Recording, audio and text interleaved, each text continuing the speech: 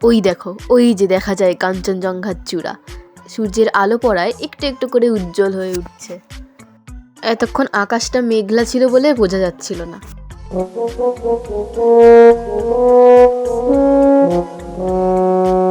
আচ্ছা, এই যে পতাকাগুলো উঠতে থাকে পাহাড়ে গেলেই আমরা নানা জায়গায়, এমনকি রাস্তাতেও বারবার ঝুলতে দেখি। এইগুলোর মানে জানেন? আমিও জানতাম না, কিন্তু মাথায় এই প্রশ্নটা আসায় ওখানকারই এক বাসিন্দাদের থেকে যেটুকুনি শুনলাম সেটা হলো এই মন্ত্রগুলোর মধ্যে দিয়ে বাতাসে এক শান্তির বার্তা ছড়িয়ে পড়ে। যাই হোক, কালিম্পংয়ে প্রায় কয়েক কিলোমিটারের দূরত্বেই নানা মোনাস্ট্রি চোখে পড়ে, আর আমাদের যাত্রাপথেই চোখে পড়ল এই সুন্দর ছোট্ট মোনাস্ট্রিটা। তাই ঢুকে পড়লাম চাক্ষুষ দর্শন করতে। দেখতেই পাচ্ছেন রাস্তার একদম ধারেই অবস্থিত এই সুন্দর কারুকার্য করা এই ছোট্ট মোনাস্ট্রিটা।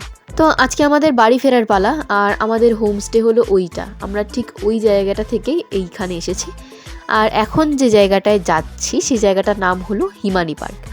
তো বাড়ি ফেরার আগে আমরা একটু এই হিমানি পার্কটা ঘুরে দেখব, তারপরেই যাব জলসা বাংলোতে। কারণ জলসা বাংলো আমাদের হোমস্টে থেকে মাত্র 15 মিনিট মতন লাগে পায়ে হেঁটে পৌঁছাতে। তো তার আগেই একটু ছ্যাবলামি পাগলামি এই আর কি।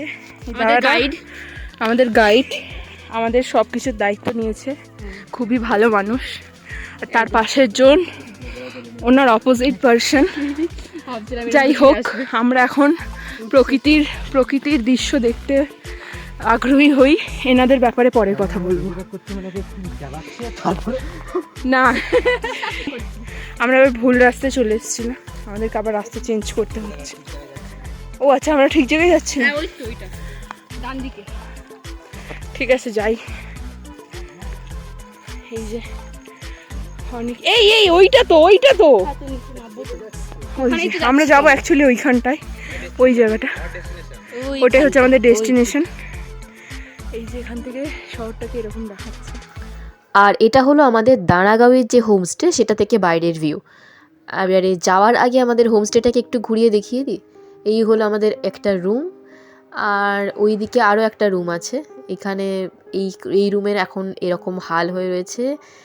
আর এটা হলো ওদের রুম, যেটা এখন ঢুকতে পারবো না, আর এটা হলো তার বাইরেটা। আর এই